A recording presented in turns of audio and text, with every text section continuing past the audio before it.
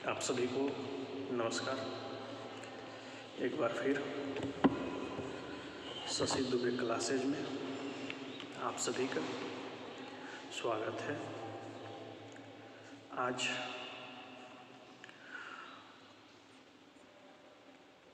Assessment for learning अधिगम के लिए आकलन यूनिट 4, जिसमें हम लोग स्टैटिक्स का मीनिंग, कंसेप्ट, डिफिनेशंस कर चुके थे और उसमें कुछ स्टैटिक्स का यूज भी पिछले वीडियो में आप लोगों को बताया गया था। आज एक बार फिर आप सभी को यूनिट 4 में स्टैटिक्स सांख्यिकी का यूज या उपयोग और इसका दोष, डिमेरिट्स इस वीडियो में बताया जाएगा। सबसे पहले सांख्यिकी, चूँकि आप सिलेबस देखेंगे तो सिलेबस में जो स्टैटिक्स आपको पढ़ना है, स्टैटिक्स के बारे में जो पढ़ना है, उसमें टीचिंग लर्निंग प्रोसेस, आप यूनिट 4 का सेकेंड आप देखेंगे सिलेबस में, तो उसमें आपको टीचिंग लर्निंग प्रोसेस,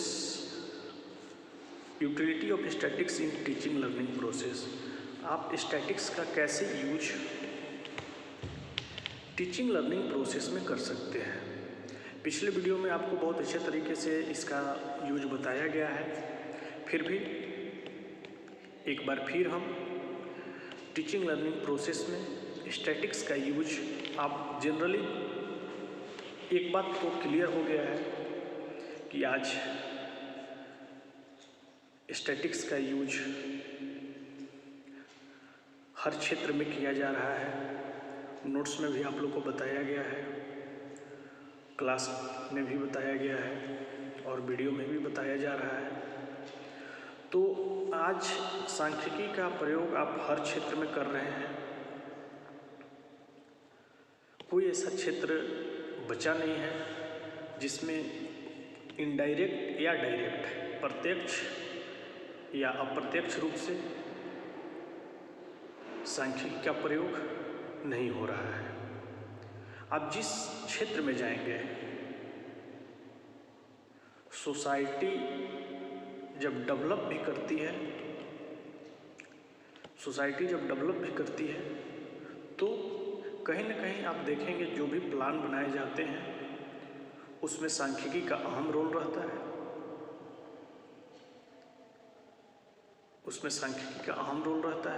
वो प्लान गवर्नमेंट, सेंट्रल गवर्नमेंट से बनाई हो या स्टेट गवर्नमेंट का हो, उसमें सांख्यिकी का अति महत्वपूर्ण रोल होता है। जैसे एक एग्जाम्पल के तौर पे हम ले लेते हैं, इस बात को आप समझें। बेटी बचाओ बेटी पढ़ाओ योजना पे भारत सरकार के द्वारा लॉन्च किया गया है पूरे भारत में। अब आप देखेंगे, चूँकि समाज में सेक्स रेशियो, लिंगानुपात दिन प्रतिदिन कुछ राज्य में तो बढ़े हैं लेकिन कुछ राज्यों में गिरते जा रहे हैं, जिसका सबसे बड़ा एक कारण भ्रूण हत्या है। अब इसके रोकथाम के लिए उसके कारण पे आप जाएंगे तो ये पता चलेगा कि मेल या बॉयज़ या गर्ल्स दोनों को एक पैरेलल आप जब देखेंगे, उसको बढ़ावा देंगे, तो उसको बढ़ाने के लिए जो भी डाटा कलेक्शन आप किए हैं, डाटा एनालिसिस किए हैं, कंक्लूजन निकाले हैं, वहाँ स्टैटिक्स का प्रयोग, सांख्यिकी का प्रयोग हुआ है। उसी तरह से जितने भी तरह के प्लान बनते हैं उसमें स्टैटिक्स का उपयोग किया जाता है, उसमें स्टैटिक्स का उपयोग किया जाता है। ये तो आप एक क्षेत्र देख लिए आर्थिक रूप से, जैसे एक पॉइंट आप लोग को बताया गया था कि सांख्यिकी का उपयोग आर्थिक, सामाजिक, राजनैतिक, शैक्षिक एवं सभी क्षेत्रों में किया जा रहा है। तो एक एक पॉइंट को आप थोड़ा सा यहाँ पे समझेंगे, एक एक पॉइंट को हम यहाँ पे समझेंगे कि आर्थिक, राजनैतिक, सामाजिक, शैक्षिक किस प्रकार से सांख्यिकी का उपयोग हो रहा है। राजनैतिक में आप जब जाते हैं तो समानता या एक दूसरे से तुलना करना, आप उन विधायकों का कार्यकाल में क्या उन्होंने प्रगति किया है उसके अकॉर्डिंग, या मत किसको कितना मिला, तो कहीं ना कहीं आप देखेंगे कि राजनीतिक क्षेत्र में भी सांख्यिकी का प्रयोग काफ़ी अधिक किया जाता है। उसी तरह से आज आर्थिक रूप से BPL family, below poverty line, average poverty line, कौन गरीबी रेखा से ऊपर है, कौन गरीबी रेखा से नीचे है, जनसंख्या, जनगणना कराना, जातिगत जनगणना, किस जाति के लोग कितने पिछड़े हैं, जन्म दर, डेथ रेशियो, मृत्यु दर, साक्षरता, ये जितने भी तरह के कार्य किए जाते हैं इसमें कहीं ना कहीं प्रत्यक्ष या अप्रत्यक्ष, डायरेक्ट या इनडायरेक्ट रूप में सांख्यिकी का प्रयोग किया जाता है। उसी प्रकार टीचिंग लर्निंग प्रोसेस में कैसे किया जाएगा, एक एक आप समझेंगे। शैक्षिक या टीचिंग लर्निंग प्रोसेस में कैसे किया जाएगा सांख्यिकी का उपयोग, तो टीचिंग लर्निंग प्रोसेस में सांख्यिकी का प्रयोग बच्चे के जो छात्र होते हैं उनकी शैक्षिक उपलब्धि, एजुकेशनल अचीवमेंट, उनकी शैक्षिक उपलब्धि या एजुकेशनल अचीवमेंट बढ़ाने के लिए भी सांख्यिकी का प्रयोग किया जाता है। अब प्रश्न उठता है कैसे शैक्षिक उपलब्धि में सांख्यिकी का प्रयोग करके हम कैसे उनका शैक्षिक उपलब्धि बढ़ाएंगे, ये प्रश्न आना स्वाभाविक सी बात है। कैसे, इस पे जब हम फोकस करते हैं तो आप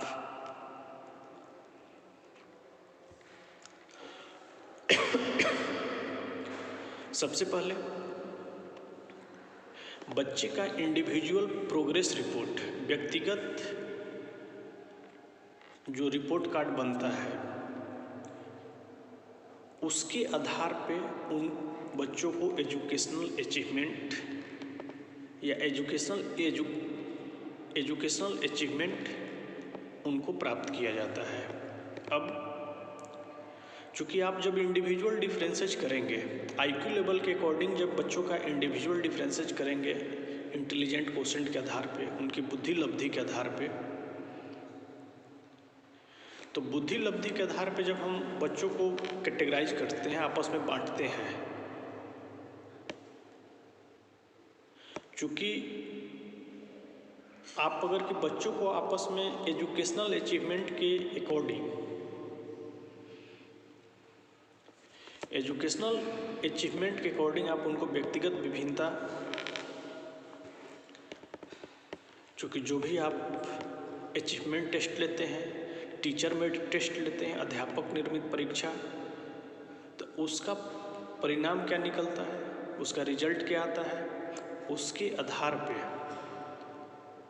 अब जैसे आप रिजल्ट बनाते हैं, जो भी परिणाम आप बनाते हैं, अभी जितने भी तरह के बोर्ड चल रहे हैं, स्टेट बोर्ड हो, CBSE बोर्ड हो, ICSE बोर्ड हो या स्टेट बोर्ड, वहाँ पे बच्चों का इवैल्यूएशन या तो ग्रेडिंग सिस्टम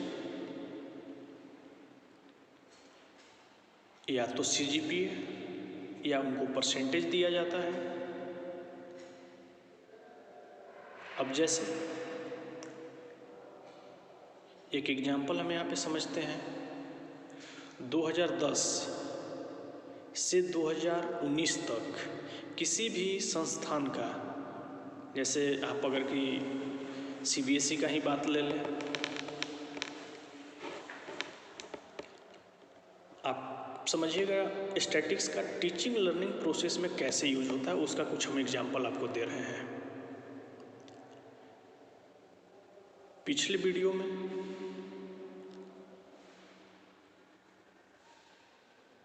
सांख्यिकी का उपयोग कैसे होता है वो आपको बहुत अच्छे तरीके से बताया गया, लेकिन एजुकेशनल फील्ड को थोड़ा सा हम फोकस कर रहे हैं, इसलिए कि आपका टॉपिक है यूटिलिटी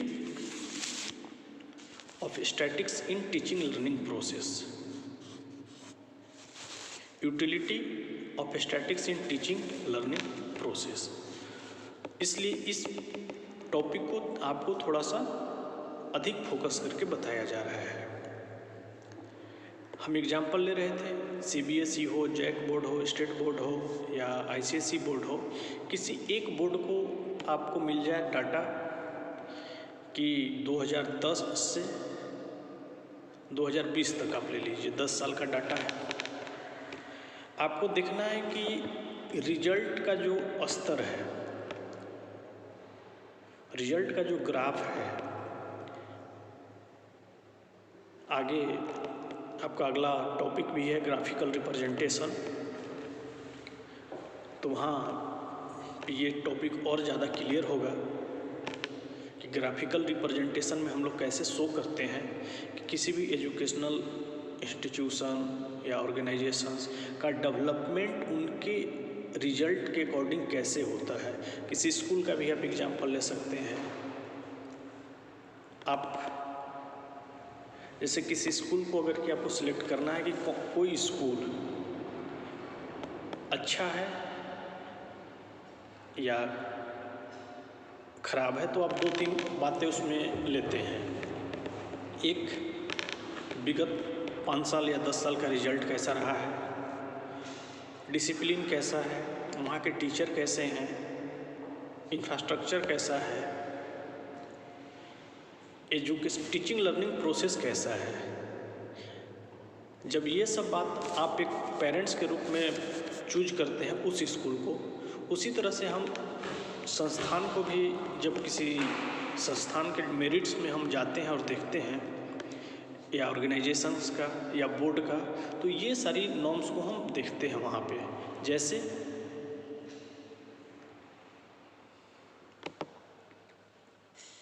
अगर हमको जैक बोर्ड का डाटा कलेक्शन करना है और उसका कंक्लूजन निकालना है, जैक बोर्ड के बच्चों का कंक्लूजन निकालना है 2010 से 2020 तक का, आपके पास डाटा उपलब्ध रहेगा। 2010 में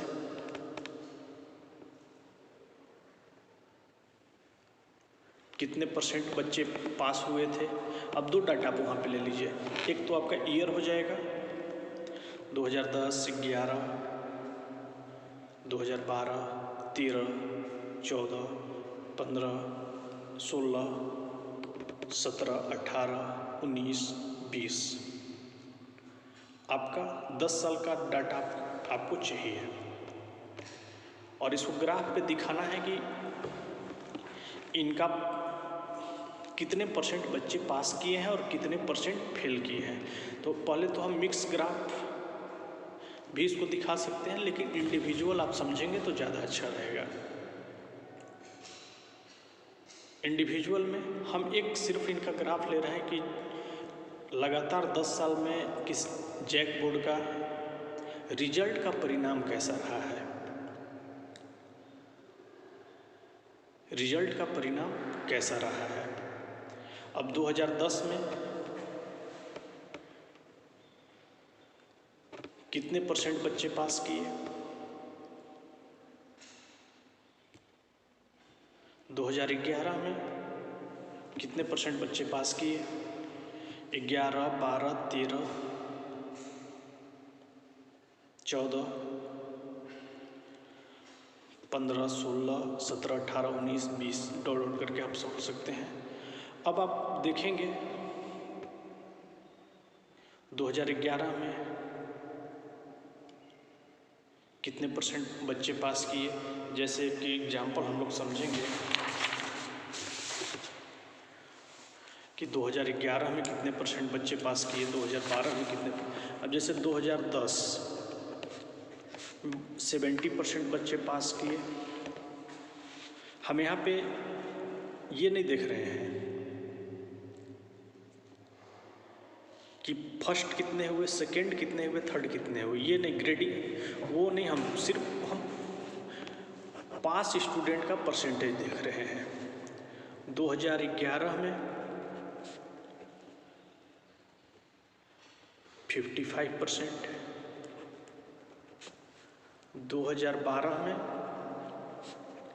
65%, 2013 55,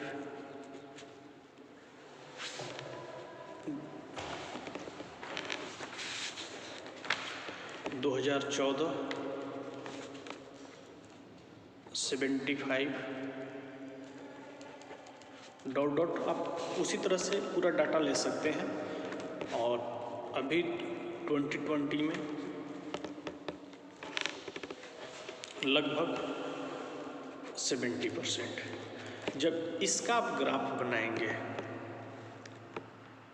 इसका जब ग्राफ बनाएंगे, ग्राफिकल रिप्रेजेंटेशन में ये ग्राफ आपको समझने में ज़्यादा अच्छा रहेगा। चाहे इस पर आपको बताया भी गया है, क्लास में भी बताया गया है कि ग्राफिकल रिप्रेजेंटेशन आप कैसे करते हैं, जिसमें histogram, frequency polygon, pie chart में किसको कैसे डिनोट किया जाता है। तो एक इंडिविजुअल आपका एजुकेशनल अचीवमेंट का हमने ग्राफ आपको बताया भी था और आप बनाए भी हैं कि आपका एजुकेशनल अचीवमेंट का इंडिविजुअल ग्राफ कैसा है, कभी बढ़ा है, कभी इंक्रीज हुआ है, कभी डिक्रीज हुआ है। उसी तरह से इस रिजल्ट में भी उसी तरह से जो कंक्लूजन आ रहा है इस रिजल्ट में भी आप देखेंगे ग्राफ। अब ग्राफ का जो कंडीशन आएगा, ऐसा ग्राफ आपको बहुत कम देखने को मिलता है कि एक जैसे कोई भी ऑर्गेनाइजेशन या इंस्टीट्यूशन खुला और जो स्टार्टिंग से ग्राफ पॉजिटिव जा रहा है वो पॉजिटिव ही जा रहा है या इंक्रीज हो रहा है। या आप किसी स्टूडेंट का भी आप अगर इंडिविजुअल में बात करेंगे तो उसका एजुकेशनल अचीवमेंट का जो ग्राफ है, एजुकेशनल अचीवमेंट का जो ग्राफ है, ऐसा नहीं है कि इंक्रीज किया या डिक्रीज कर रहा है या इंक्रीज डिक्रीज या डिक्रीज इंक्रीज। ये 4 तरह के टर्म्स एंड कंडीशन आएंगे किसी भी ऑर्गेनाइजेशंस का, किसी भी स्कूल का या किसी भी इंडिविजुअल या पर्सनल स्टूडेंट का एजुकेशनल अचीवमेंट का। जब ग्राफ बनाए जाते हैं तो ग्राफ में सबसे ज़्यादा जो रिजल्ट आते हैं, जो परिणाम आते हैं, अगर कि आप देखेंगे तो सबसे ज़्यादा जो परिणाम आते हैं वो मिक्स रिजल्ट आते हैं। अब मिक्स रिजल्ट क्या है? चूँकि आपको क्लास में भी एक चीज़ बताया गया है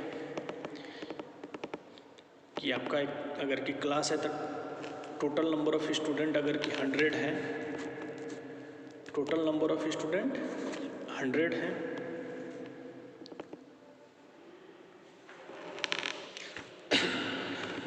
अगर कि टोटल नंबर ऑफ स्टूडेंट 100 हैं तो हायर इंटेलेक्ट बच्चे लगभग 16 से 18% होते हैं। जो डल माइंडेड बच्चे होते हैं वो लगभग 16 से 18%, और एवरेज बच्चों की जो संख्या होती है, औसत बच्चों की जो संख्या होती है वो लगभग 64 से 66% बच्चों का। और जो ग्राफ जब भी आता है, जब आप एजुकेशनल अचीवमेंट निकालेंगे बच्चों का इंडिविजुअल या ग्रुप में भी, किसी स्कूल का भी जब आप ग्राफ निकालते हैं, किसी ऑर्गेनाइजेशंस का भी निकालते हैं, तो वहाँ पे हम यहाँ बात कर रहे हैं टीचिंग लर्निंग प्रोसेस में स्टैटिक्स का यूज का बात समझिएगा। टीचिंग लर्निंग प्रोसेस में ये स्टैटिक्स का, अब इसको हम बोलेंगे कि ये डायरेक्ट रूप से स्टैटिक्स का यूज किया जा रहा है। हमको इनडायरेक्ट रूप से कैसे यूज किया जाएगा आपको पता नहीं चलेगा कि यहाँ पे यूज हो रहा है, लेकिन वहाँ भी सांख्यिकी का उपयोग एजुकेशनल अचीवमेंट में, एडमिनिस्ट्रेटिव में या फिर एजुकेशनल डेवलपमेंट में वहाँ पे यूज होता है, वहाँ पे उपयोग किया जाता है। तो जो मिक्स्ड ग्राफ आता है, जैसे आप यहाँ पे बताया गया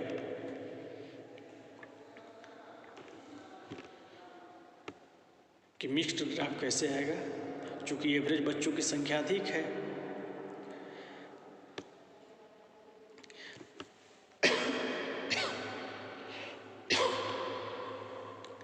एवरेज बच्चों की संख्या अधिक है, औसत छात्र अधिक है, तो ग्राफ कभी इंक्रीज करेगा फिर डिक्रीज करेगा, फिर इंक्रीज करेगा फिर डिक्रीज करेगा। मतलब ग्राफ कभी पॉजिटिव जाएगा, कभी निगेटिव जाता है, कभी पॉजिटिव फिर निगेटिव। तो वो उसको हम मिक्स्ड ग्राफ के रूप में देख सकते हैं। मिक्स्ड ग्राफ कहते हैं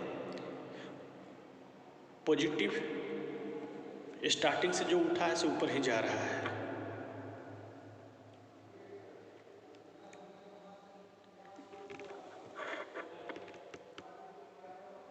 स्टार्टिंग से जो उठा है वो ऊपर ही जा रहा है, उसको हम लोग पॉजिटिव कहते हैं। फिर निगेटिव जो डाउनफॉल में जा रहा है। तो इस तरह से जब हम ग्राफ का कंक्लूजन निकालेंगे तो वहाँ पे भी टीचिंग लर्निंग प्रोसेस में स्टैटिक्स का यूज हो रहा है। हम एग्जाम्पल के रूप में यहाँ पे लिए थे किसी भी इंस्टीट्यूशन का 10 साल का लेखा जोखा, जिसको हम लोग विवरण भी कह सकते हैं कि वहाँ पे स्टैटिक्स का कैसे यूज किया जा रहा है।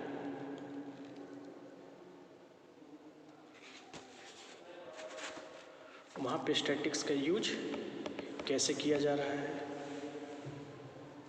तो ये जो कंक्लूजन निकलता है वो आप देखेंगे। और एक चीज़ आप नोट भी कर सकते हैं, एक चीज़ आप नोट्स भी कर सकते हैं कि बच्चे के एजुकेशनल अचीवमेंट में या रिजल्ट बनाने में, उनके परिणाम को बनाने में टीचर डायरेक्ट रूप से स्टैटिक्स का प्रयोग करते हैं। टीचर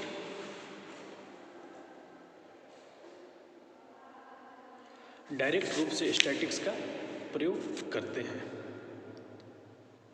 अब थोड़ा सा हम चूँकि ग्राफ पे ही बात कर रहे थे तो थोड़ी सी ग्राफ का एक्सप्लेन इसमें हम कर देते हैं। आप सभी जानते हैं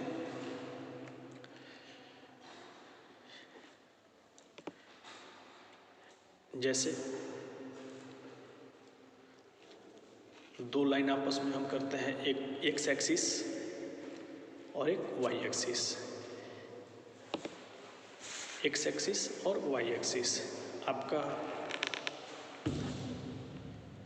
एक्स एक्सिस उसको हम लोग एक्स डैश तक कर सकते हैं, ऑरिजिन में ओ रहता है, ऑरिजिन में ओ रहता है। एक्स डैश इसको हम लोग एक्स एक्सिस कहते हैं, इसको एक्स एक्सिस कहा जाता है। उसी तरह से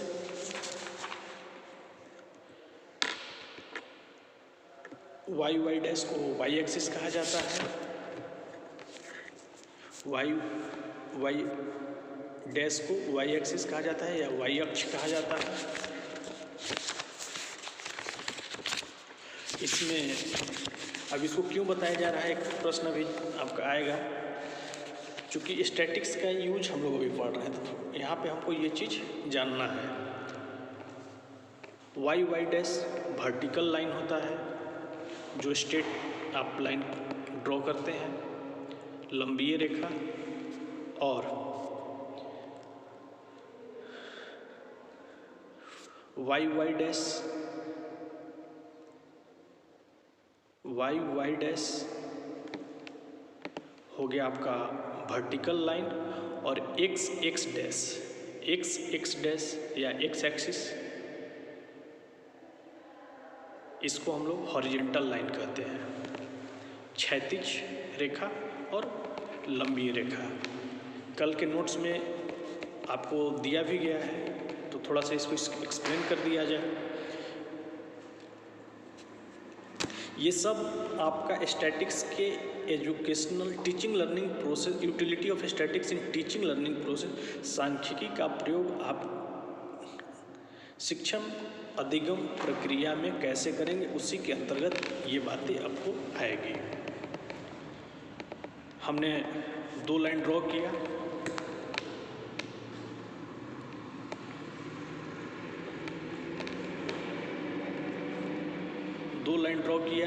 एक वाई डैश, इसको वाई एक्सिस या वाई अक्ष। ये जो लाइन है वो वर्टिकल लाइन है, लंबी लाइन ये लंबी रेखा है, और वाई डैश हो गया वर्टिकल लाइन, और एक्स डैश आपका हॉरिजॉन्टल लाइन, वो ऑरिजिन पॉइंट होता है। अब इसको हम फोर्थ क्वाड्रेंट में बांट देंगे, इसको हम लोग फोर्थ क्वाड्रेंट में बांट देंगे।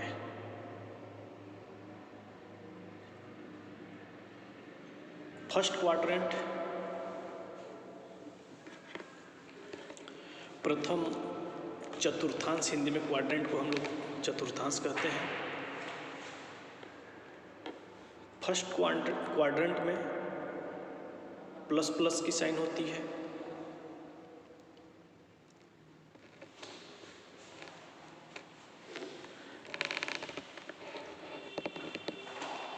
फर्स्ट क्वाड्रेंट में प्रथम चतुर्थांश में प्लस की साइन, सेकेंड क्वाड्रेंट या द्वितीय चतुर्थांश में माइनस की साइन होती है।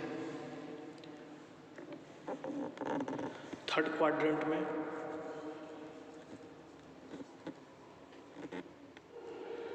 दोनों साइन निगेटिव होता है, दोनों साइन निगेटिव होता है। और फोर्थ क्वाड्रेंट में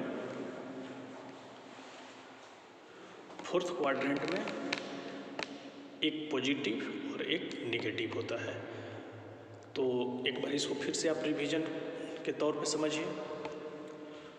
हमने एक वर्टिकल लाइन ड्रॉ किया वाई डैश, उसके बाद एक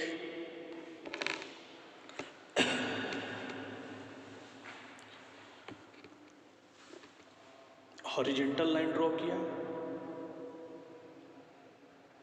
हॉरिजॉन्टल लाइन क्षैतिज रेखा x dash, x x dash, या इसको हम लोग कह सकते हैं, कभी कभी देखिएगा एक्स डैश को भी हॉरिजेंटल लाइन बोला जाता है, बीच में वो पॉइंट होगा तो x x dash equal to आप लिख सकते हैं O x plus O x dash.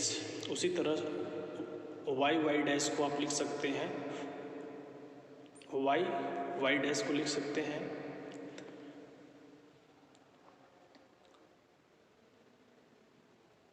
O Y plus O Y dash equal to Y axis. Y axis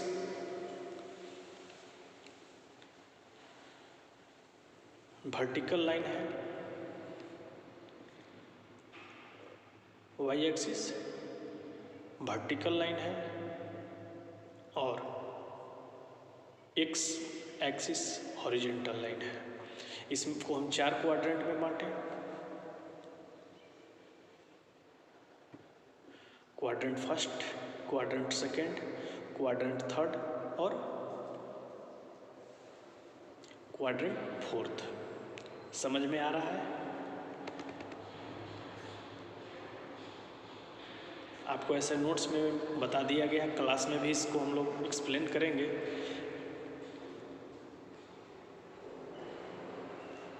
उसके बाद फर्स्ट क्वाड्रेंट की जो साइनें होती हैं, फर्स्ट क्वाड्रेंट की जो साइनें होती हैं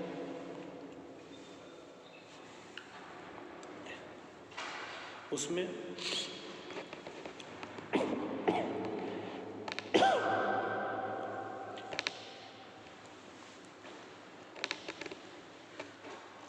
plus plus, second quadrant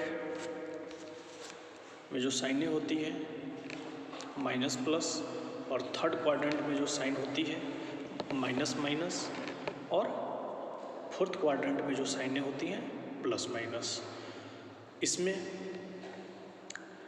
Y axis को वर्टिकल लाइन और एक्स एक्सिस को हॉरिजॉन्टल लाइन बोला जाता है।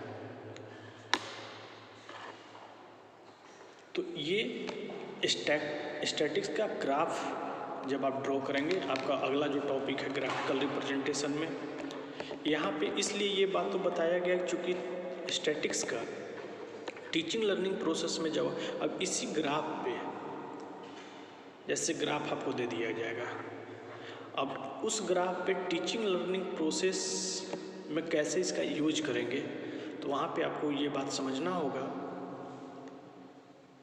कि टीचिंग लर्निंग प्रोसेस क्या है। शिक्षण अधिगम प्रक्रिया, तो जो भी बच्चे का आप जिस तरह का इवैल्यूएशन करते हैं, टीचर जब बच्चे का इवैल्यूएशन करता है तो इवैल्यूएशन से पहले उसका प्रोसेस क्या है।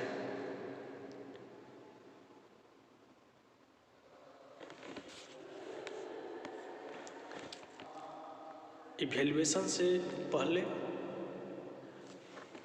प्रोसेस क्या है? करिकुलम है, टेक्स्ट बुक है, सिलेबस है,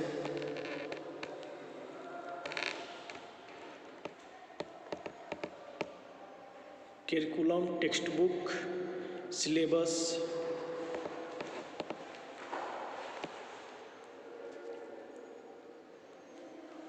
अब बच्चों को पढ़ाते हैं, उसके बाद उनका जो इवैल्यूएशन करने का जो टर्म होता है, इवैल्यूएशन करने का जो टर्म होता है वो आप कभी कभी वीकली भी करते हैं टीचर, मंथली करते हैं, क्वार्टरली करते हैं, हाफ ईयरली करते हैं, और फाइनल या ईयरली जिसको हम लोग कहते हैं। थोड़ा सा टर्म चेंज हुआ है आजकल, weekly test, monthly test, quarterly, half yearly और इंड टेस्ट। अब शिक्षण अधिगम प्रक्रिया, होल प्रोसेस, जितनी भी प्रक्रिया हो रही है प्रत्यक्ष या अप्रत्यक्ष रूप से, डायरेक्ट या इनडायरेक्ट रूप से, जितनी भी तरह की प्रक्रिया हो रही है और जो फाइनल इवैल्यूएशन आप बच्चे के कर रहे हैं, और फाइनल इवैल्यूएशन करने के बाद बच्चे का जो एजुकेशनल अचीवमेंट आया, बच्चे का जो एजुकेशनल अचीवमेंट आया वो बच्चे का पर्सनल एजुकेशनल अचीवमेंट हुआ, व्यक्तिगत शैक्षिक उपलब्धि हुआ, लेकिन आप इनडायरेक्ट रूप में वहाँ पे उस टीचिंग लर्निंग प्रोसेस में आपने क्या किया कि स्टैटिक्स का प्रयोग किया, सांख्यिकी का प्रयोग किया, तब जाके आपका रिजल्ट निकला। अब रिजल्ट निकलने के बाद टॉप 10 आपको कैटेगराइज करना पड़ेगा, टॉप 3 कैटेगराइज करना पड़ेगा।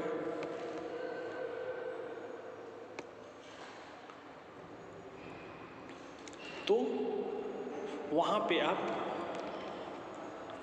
जहाँ कम स्टूडेंट है वहाँ थोड़ा सा आप कम में भी यूज या उपयोग में आप कर सकते हैं, आपको उतना बर्डन नहीं होगा। अप्रत्यक्ष रूप से प्रत्यक्ष रूप से भी आप वहाँ पे सांख्यिकी का प्रयोग कर सकते हैं, लेकिन जहाँ पे नंबर ऑफ स्टूडेंट की संख्या अधिक होगी, जहाँ पे नंबर ऑफ स्टूडेंट की संख्या अधिक होगी,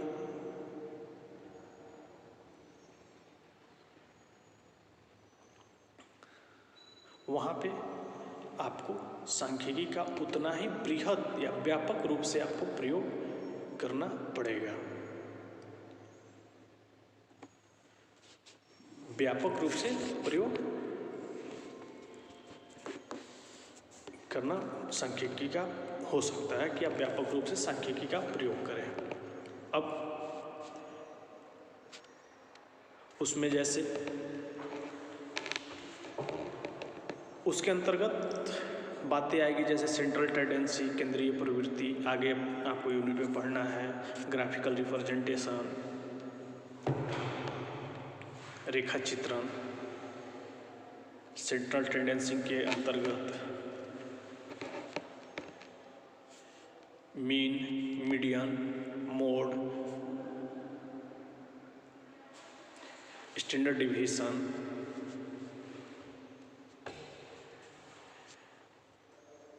या क्वार्टाइल डिविएशन, परसेंटाइल, तो ये स्टैटिक्स के अंतर्गत आएगा, स्टैटिक्स के अंतर्गत आएगा। और ये सब मेथड के रूप में आप यूज करेंगे और वहाँ पे इसका प्रयोग करके सांख्यिकी के जितने भी टर्म्स हैं उसका आप प्रयोग करके आप सांख्यिकी का उपयोग टीचिंग लर्निंग प्रोसेस में कर सकते हैं, सांख्यिकी का उपयोग टीचिंग लर्निंग प्रोसेस में कर सकते हैं। और टीचर के रूप में, शिक्षक के रूप में एक बात आपको समझना अति आवश्यक है कि आप जब सांख्यिकी का प्रयोग करेंगे, इससे पहले आपको यूनिट 3 में बताया गया है, जो यूनिट 3 आपका unit 3 learner evaluation process. Learner evaluation process में ये बातें आपको बताई गई हैं कि क्वेश्चन का कैसे आप ब्लूप्रिंट तैयार करेंगे, टीचर मेड अचीवमेंट टेस्ट कैसे तैयार करेंगे, क्वेश्चन बैंक कैसे तैयार करेंगे, कितने समान रूप से नंबर आप तैयार करेंगे, ये सारा आपको लर्नर इवैल्यूएशन प्रोसेस में बताया गया है। वहाँ पे लर्नर इवैल्यूएशन प्रोसेस है और यहाँ पे टीचिंग लर्निंग प्रोसेस है कि utility in teaching learning process की सांख्यिकी, utility of statics in teaching learning process, सांख्यिकी का प्रयोग आप शिक्षण अधिगम प्रक्रिया में कैसे करेंगे एक टीचर के रूप में। तो यहाँ जो भी बातें आपको समझनी है एक शिक्षक के रूप में समझना है कि आप टीचिंग लर्निंग प्रोसेस में स्टैटिक्स का प्रयोग कैसे कर रहे हैं, ये आपके ऊपर डिपेंड करता है। आप बच्चे का जैसे आप अपने क्लास में अटेंडेंस ले रहे हैं, अपने क्लास में आप अटेंडेंस ले रहे हैं और आपको अगर कि उस अटेंडेंस का ईयरली रिपोर्ट आपको मांगा जाए, हाफ ईयरली रिपोर्ट मांगा जाए कि किस बच्चे का एवरेज अच्छा है, किस बच्चे का एवरेज अटेंडेंस अच्छा है, टॉप 3 का आप निकाल के हमको दीजिए। तो वहाँ भी आप डायरेक्ट रूप से स्टैटिक्स का प्रयोग करेंगे। अब क्या क्या आप प्रयोग करेंगे वो आपको आगे यूनिट में पढ़ना है। कैसे उसका आप एवरेज निकालेंगे, कैसे उसका परसेंटेज निकालेंगे,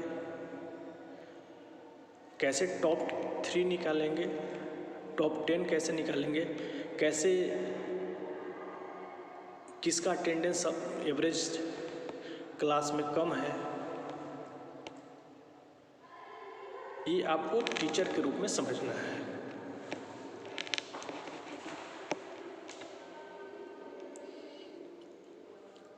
ये आपको टीचर के रूप में समझना है। तो आज आप जब अटेंडेंस का परसेंटेज निकालते हैं, कौन बच्चे का परसेंटेज अधिक है, कौन बच्चे का कम है, तो यहाँ भी तो सांख्यिकी का प्रयोग टीचिंग लर्निंग प्रोसेस में आप कर रहे हैं।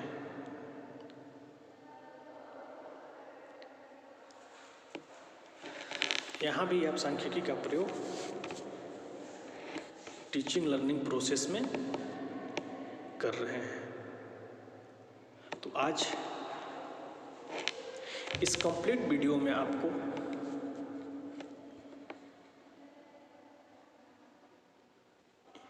Utility in statics of teaching learning process, पिछले वीडियो में हमने सोसाइटी के हर फील्ड को उसमें जिक्र किया था, लेकिन खासकर इस वीडियो में teaching learning process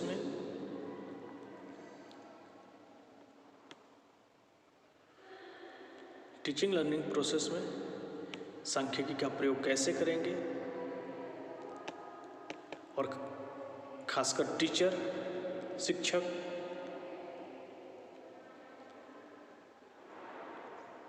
teaching learning process में स्टैटिक्स का यूज कैसे करते हैं, उसका प्रोसेस अगले टॉपिक में आपको पढ़ना है। लेकिन यहाँ तक एक कंसेप्ट आपका क्लियर हो गया है कि स्टैटिक्स का जो प्रयोग हमको करना है वो टीचिंग लर्निंग प्रोसेस में कैसे करना है। तो ये आज आपका सांख्यिकी का प्रयोग शिक्षण अधिगम प्रक्रिया में कैसे करते हैं टीचर, डायरेक्ट, इनडायरेक्ट, प्रत्यक्ष, अप्रत्यक्ष रूप से, ये बातें आपको बताई गई। अब इसका प्रोसेस आपको अगले यूनिट में पढ़ना है, जो आप पढ़ भी रहे हैं, लेकिन कंसेप्ट आपका जो क्लियर होगा स्टैटिक्स का, वो आपको यहाँ से ही क्लियर होगा। तो आज और दूसरी बात, हम लोग असाइनमेंट से संबंधित बातें कर लेते हैं। आप यूनिट 3 का जिसका असाइनमेंट कंप्लीट हो गया होगा, आप जब कभी भी कॉलेज आ रहे हैं तो आप उसमें आप दिखा सकते हैं या पूछ सकते हैं, कोई अगर की कन्फ्यूजन हो। यूनिट 4 का भी आप असाइनमेंट अपना क्लियर करें। आपका असाइनमेंट जितना जल्दी क्लियर होगा, चूँकि आप देखें ये यूनिट 3 और 4 का करीब करीब टॉपिक आपका समाप्त है। अभी है कुछ टॉपिक उसमें, जैसे टाइप्स ऑफ स्टैटिक्स, तो उसको चूँकि अभी हम टीचिंग लर्निंग प्रोसेस में स्टैटिक्स का यूज के बारे में चर्चा कर रहे थे, तो टाइप्स ऑफ स्टैटिक्स उसको लास्ट में करेंगे, तब ज़्यादा हमको समझ में आएगा। और वीडियो को देखें, कहीं आपको कोई वीडियो में गलत या किसी भी तरह के बातें लगे तो आज तक तो बच्चे नोटिस करते नहीं हैं, आप कंप्लीट वीडियो देखें। विश्वास है आपको वीडियो अच्छा लगेगा। बस इस वीडियो में इतना ही। धन्यवाद।